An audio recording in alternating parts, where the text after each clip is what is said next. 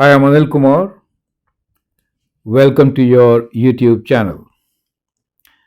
Your request and our solutions make it unique, a continuous learning process. Keep sharing and keep learning.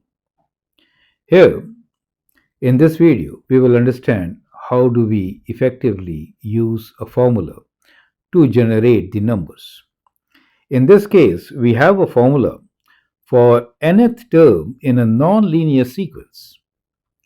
And the question is, find the first four terms in the sequence given by the general formula as n times n plus 1 times 3n minus 1 divided by 2.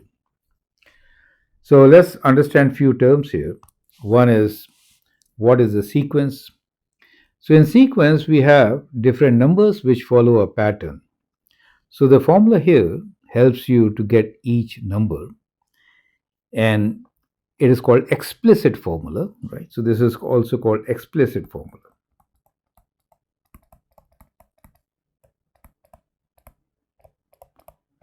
You can find by putting the value of n any term number. Now term number gives you the position in the sequence. We really want first four terms, so we use a nomenclature. First term, we'll write T for term and 1 subscript 1 as our first number. The formula we could write this as equal to Tn, means this is the formula for nth term, the value which you are going to get in the nth term. Clear? So 1 here means what is the value of n? N is 1, and now we'll find this value. So formula is n times n plus 1 times 3n minus 1. If I put 1 here, let me put 1 here, then I got 1 plus 1 times 3 times 1 minus 1 over 2, right? So 1 plus 1 is 2, and 3 times 1 is 3. So we get 3 minus 1 over 2. Now you can see that it is, you can calculate also. Let me go one more step. So it is 2 times 2 over 2. So it gives you the answer as 2. So I'm just debating. Let's write like this. Correct. So we kind of solved it. So the first term in this sequence is 2. Now let's find the second term. So let me change the ink so that it doesn't really get messed up. So we'll substitute 2 now. So 2 times n is replaced by 2. That is what it means, right? 3 times. So writing bracket is a good thing. Order of operation is very clear to you now. So we get 2 times. Within bracket 2 plus 1 is 3. And 3 times 2 is 6 minus 1 over 2. Clear? So we can actually cancel these 2's, right?